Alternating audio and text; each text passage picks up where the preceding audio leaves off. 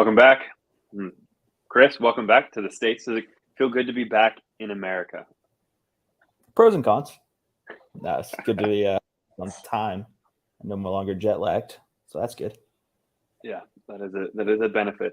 Yeah. I guess back in kind of the purest form of two-timers here. Josh is still in Spain, so timing didn't work out necessarily. Been a busy week, so it's just Maresco and I. So back to a true two-timers. It's a real two-timer show. Let's go. The real two back-to-back champions. This is this should be uniquely branded. Yes, if we're being honest. But kind of quick PSA. Appreciate all the feedback on the little form or survey that we sent out. Really helpful. We're going to be making some changes, kind of refining probably bits of how the two-timers work, consistent times, things like that. So appreciate all the feedback. We'll be making changes moving forward. This week, we're live technically, but didn't notify anyone, just kind of doing a quick recap because of timing. But moving forward, we'll have some new things implemented, and we'll probably get back in the swing of having guests on more regularly. So more to come on that. But for now, let's get into the kind of the quick recaps here. Like we said, we're going to have this one be a little bit quicker, so just count it down and dirty. So let me share our recap screen. So week 5, eventful week, a lot of interesting matchups, interesting things happening. And for this recap structure, we won't go into too much depth. We're going to kind of bring back a little bit of like a studs and duds style approach to recaps for today. So just looking through my matchup with Matt, this one's pretty easy. There was really one stud, maybe two, but Jamar Chase really kind of redeeming himself from the beginning of its season, putting down a 45 bomb, and then Etienne putting down 35. So stings to lose, but when two players put up 80 points in a matchup, it's going to be difficult to be competitive in that game. How are you feeling about Jefferson? I'm sad. I mean, at least it's only 4 weeks for now. We'll see what happens. The IR is kind of like, who knows what the Vikings season will look like in 4 weeks as well, especially without Jefferson. So we do need to do like an injury section, because texting and watching the game and looking at the injury reports of Jefferson reminded me that there's a lot of people in our league that are without like their prime number one fantasy players. So it'd be interesting to go through and like look at, like, Dave's team has still been playing pretty well without Chubb, Yeah. So I don't feel good about it, but it could be worse, I guess. Yep. Duds on this one. I mean, ironically, Hunter Henry put up a goose egg for Matt, but didn't really change anything for him. That's pretty nuts. He still put up 165 points. Yeah. Taylor had 3. Yeah. It was really like, I mean, that his starting receivers and Purdy played well for him too. Yeah. And then once again, both our defenses were kind of off the charts as well, but defenses are high scoring this year. But yeah, good win to Matt. Good to see a couple of your players coming out and showing up, probably the way you wanted them to all year, but at least you get them at some point. And our picks for this week, myself, Josh, and Maresco made the correct pick. And the coin made an incorrect pick. The flip landed with me for this option. So not off to a good start for the coin. Moving into your matchup, Chris. Yeah. No, I mean, my whole team were duds. But, I mean, I had some players on bye. And, no, I didn't have players on bye, but I lost Jones at the last minute, which really hurt because I had a chance to kind of make a comeback on Monday night if Jones had played. But it would still been a tall effort by my team. But the studs, I mean, my team really didn't have many studs. Dave's, though, Tyreek had a great game. Tyreek's doing Tyreek things all year, and then Puka always has been showing up every week in and week out. I mean, and he only got 4 points from Jordan Love, but my team didn't really show much of a fight. So good win by David. And do you think? Go ahead. I was just gonna say, like you said, like I've been kind of down on David's team since Chubb went out, but he keeps winning. So he's making some. I don't think he's lost since Chubb was hurt. Yeah. Do you think? What do you think Puka's role looks like when Cooper eventually comes back? Did Kupp not play on this last week? I didn't watch the game. He may have had some. I thought he came back, but it would have been limited snaps, if anything. Yeah. I mean, I think he's set himself up as a weapon there now. I mean, I think he might even do better with Kupp back, with defenses kind of going towards him. I don't know. Yeah, I think he'll still be valuable. Yeah. Our picks for last week, really off to a bad start. Maresco, you had a couple really good picks initially. And once again, there's a theme here. The coin did not do too well. So we'll see how the coin fares the rest of the way.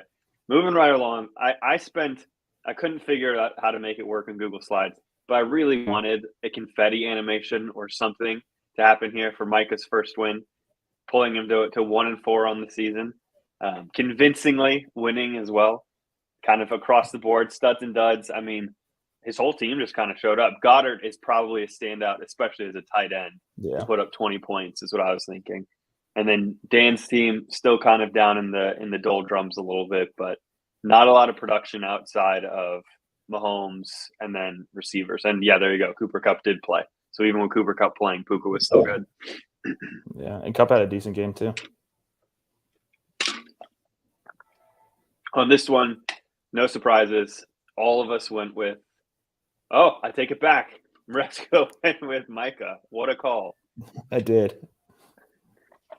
And the coin also went with you. So you didn't quite have a breakaway, but still pretty good call. I think when I was going back through the deck to like review our scores, I looked at like the first three and you had all of them right. And I was like, is this going to be the first week that someone goes like 7-0 in picks? You'll have to wait and see. Do I go 3 and 4? You'll have to wait and see. Then to Josh and Jonesy's matchups. Yeah, I mean, Joshy's stud obviously is DJ Moore breaking out. I mean, and Brees had a great game too, but DJ Moore, I saw a funny meme. I don't know if you've seen all the DJ Moore memes, but yeah, I mean, kind of what they expected when they signed him, right? And they're playing the Commanders, a terrible football team, so I can't really defend anything there. Yeah, and then Jonesy's team decided to take a week off, but I'm guessing why did he start Zach Wilson? Was Prescott not playing? Yeah. Why did he not start Prescott? I actually think he decided to start Zach Wilson based on the picker wheel, if I'm not mistaken. I was texting him because after, the Thursday night game, he was like, well, I'm not winning regardless, so might as well just have some fun. So I think he put most of his picks, like his decisions, into the picker wheel and spun the wheel, and it came out with Zach Wilson.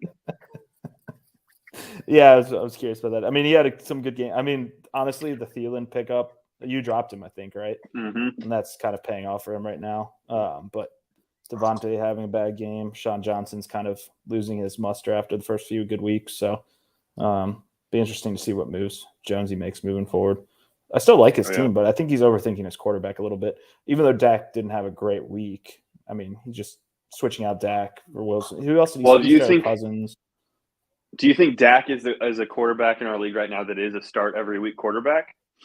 Not necessarily. And they were playing the 49ers. I get it. But over Zach Wilson, yes. I think Prescott's a start. Yeah, I mean, I agree with you there. I was quite bummed to go look up Thielen's stat lines over the last few weeks. I dropped him after week 1. He had like 1 point week 1. And I was like, oh, this is going to be nothing. Yeah, and then he's had like 16, 12, 20. It's just like.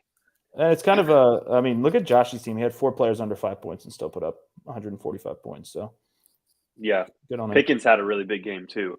I don't think Pickens has had like a huge performance yet this year aside from that. And Logan Thomas has been playing well too. So that was good. Good pickup there. Yeah, and then McLaughlin fill in as well with because I think he has Javonte, so he's kind of been in touch with what the Denver running backs are doing. Yeah. But our picks this week, Josh going against himself, Maresco, and I all going with Jonesy, alongside the coin also wrong again. So sorry, Jonesy. But it works. I mean, the pick against yourself and you win seems to be a thing that happens in our go-to. Oh, well, I queued the animation early, I guess. Josh took Ben. I guess we'll go ahead and see who everyone else took. You, me, and the coin, all with Ben. I mean, this game was a close one, but not a week either of them probably wanted to have. Oh, yeah. Sub 100 points is always kind of a squeak it out win. Yeah. What do you think about Kevin's team right now? So when I was looking back through last week's to find the picks for this, I think you or Josh, someone said like the more they look at Kevin's team, the more it doesn't look that great. And I kind of agree with that. Like I thought I liked Weggy's team a lot more a little while ago. I don't know if the trade with Eckler and everything. I mean, it looks negative to have negatively impacted him right now. But Addison had another good week, or had a good week after last week's terrible week. Yeah. So I don't love Weggy's team, if I'm honest. It's definitely not as good as I originally thought it was. Yeah. I mean, when you give away a player like Eckler, even if you get two solid potential keepers, like you don't know what Gibbs is going to do moving forward, right? I mean, he looks like a good player, but he's new to the league. Eckler obviously hasn't played much. I mean, he's been out, but come these next few weeks, we'll kind of get a better feel for the trade, I feel like. Yeah, I agree. It's kind of that back and forth between having like a bell cow player that you're just like, all right, when they're in, I'm expecting 20-ish points, you know? And how do you fill that gap without them? And, you know, Ben's go ahead. I was going to say Ben's got to feel good about winning with McCaffrey only having 12 points. And exactly. I mean, he had they did 5 players over 10 and a couple. Laporta's a great tight end. I think Laporta will be a great keeper for Ben too. So I think, yeah, I mean, Ben's team, I think everyone, like, he's put up a lot of points a couple of times. Ben's depth throughout his team is really good this year. Yeah, I would say. Like the fact that he doesn't have his starting quarterback and Herbert out there right now, and McCaffrey really underperformed. I mean, I guess you could say Cook, but I don't know, pretty good across the board. Yeah. Going along to Natalie versus Mitch, and I'll go ahead and roll our picks out here. You picked Mitch, and I go really? opposite sides. Yeah, and Josh, I was surprised. And the coin, wrong once again. went with Natalie. But you actually said, and I think you said this for a number of weeks, but you definitely said it on this matchup specifically, that Natalie's team outside of Allen and Diggs and Ayuk, who's been injury prone, that's kind of it. Yep. I mean, Kittle had a great week though. Yeah. And Myers. Yeah. I mean, she had a solid week still, 120 points, and Mitch's team just outdueled her. But yeah, Mitch, sneaky win. Fields has had a great game, obviously. Kind of rode Fields from the beginning. So, and then Jacobs and Swift, both his backs, putting up some decent games. So, is Gainwell the out and out starter in Philly? It's more Swift these days, right? Gainwell was to start, and then he got injured, and Swift took over, and now it's kind of Swift. It just hasn't gone back. Yeah, fair enough. Well, let's roll it right along. Keep this one shorter. Ryan getting another win, back-to-back win. Wow. I'll be honest with you. Any of us called it. Yeah. I think the only thing that got Ryan was the coin. I think we made fun of the coin. We did. I mean, we've been very high on Hannah's team. And yes, we all have. And she just keeps putting up some dud weeks. I was going to say, I don't feel like any individual on her team was necessarily like an out-and-out dud this week, but her whole team just kind of was. Yeah. I mean, 6 points from Devontae and CD. Never good. 7 from Henry. Yeah, she had 1 player over 10 points, and that's her quarterback. Yeah. She has a good team. It's just some weeks they haven't been showing up at all. It's kind of crazy how fantasy works, but like, yeah, I don't know. Yeah. And then Ryan had enough players put up decent. Like, I think he might be in some trouble again with Achani going out, but yeah, that's a big hit for him because that was a great pickup by him. Do we know how bad that injury is? Is that like a 4-week or is that at least 4 weeks? He's on the IR now, which is great for Ben with Mostert. Yeah, and I think David picked up Wilson Jr. again this week, so we'll see what happens. Miami backfield, ironically, like as a Tua owner, I think that the like high-powered Miami offense Tua would be like rolling in. He's been good, but not insane. Given that they're pretty run heavy right now. Yep. Well, that rounds out weekly matchups. So scores for the week. Where Josh and Maresco both 4-3. I'm 2-5. The coin 3-4, but still did one pick better than I did. So I think this is the worst pick performance of any of us so far this year. It's 2-5. Doesn't feel good, but still a game ahead in the overall pick lead. So honestly, all of us being over 500 is pretty good. Yeah. Josh was exactly 500 before this week. I think his last week was 3 and 4. So yeah.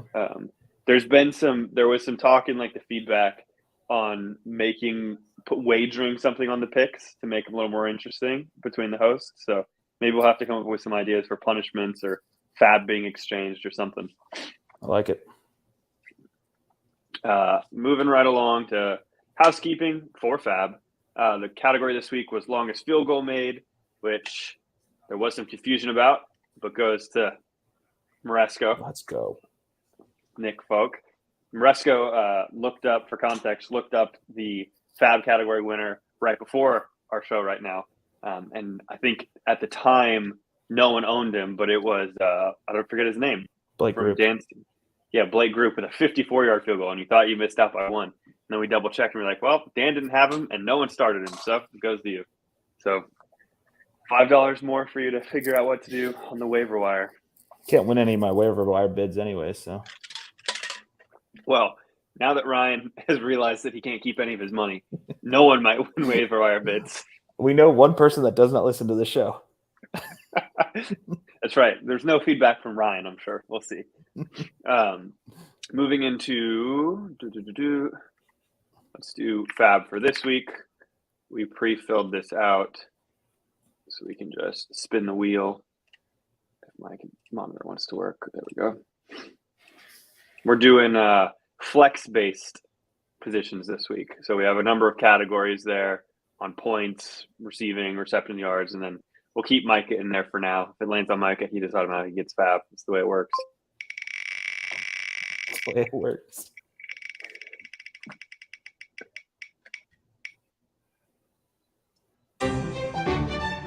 Okay. So regardless of what position you start in your flex, has to be in your flex. But whatever flex position has the most receiving yards, that's where the fab will go this week. So maybe start more receivers. Who knows? If you need some fab. And then just to roll right on through here, let's go ahead and get to our picks for the week.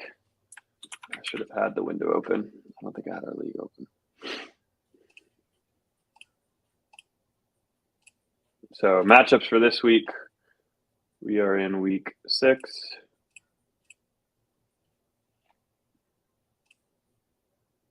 And Dan's already scoring, so this is a little bit off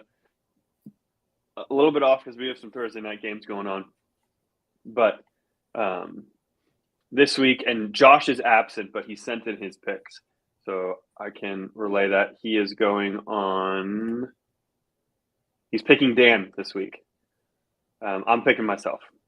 And I think, Marescu, you also have the coin, so you can make your pick and then do the flip. I am picking Clark. Heads is Clark. Tails is Dan. It's heads. Heads. So all of us, except for Josh. Josh has got Dan. And then next matchup is going to be Weggy and David. Let me make this a little bigger so it's easier to see. Josh's pick for this one was Dave.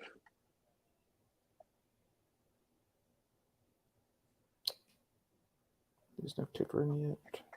Who are you going with? This is tough. I want to say Weggy, but honestly, I'm just going to roll with like the fantasy momentum and say David's on a winning streak. So David. Yeah, I'm going to pick Dave too. Heads is Dave. Tails is heads. Heads. Sweep for David on this one. And then next matchup we have is you versus Matt. I think this is actually going to be a relatively even game, but having just come off being destroyed by Matt's team, I'm going to go Matt. Who did Joshy go? And Joshy also went Matt. Since the reverse jinx did not work last week, we're going to go with myself. Heads is me, tails is Matt. And it's tails. Tails. All right. So you have a breakaway. A lot of opportunity there. Jonesy versus Mitch. Another one that's projected really close, but Kelsey's already off to a hot start for Jonesy. And Joshy went with Jonesy. I'm also going Jonesy.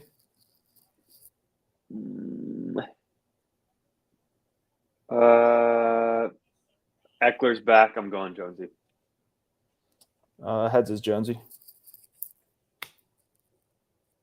Jonesy. Sweep for Jonesy. We have a little Hinders family rivalry game with Micah versus Natalie. Micah trying to get his second win. We do have McKinnon already working in tonight's game. Does he have any other backs on his team? I don't know. Actually, that's a great question. You got Dylan is on bye. Got Damian Harris. No, he's gonna have to pick someone up, right? No, it's Damian Harris. But it's not gonna do much. Oh, yeah. Sorry, I was totally missing him. Who did Josh go with? Natalie. I'm gonna ride Micah. I'm gonna go Micah. Interesting choice of words there. I'm gonna go Natalie. Micah would like those words. It's all good. Heads, Natalie. It is tails.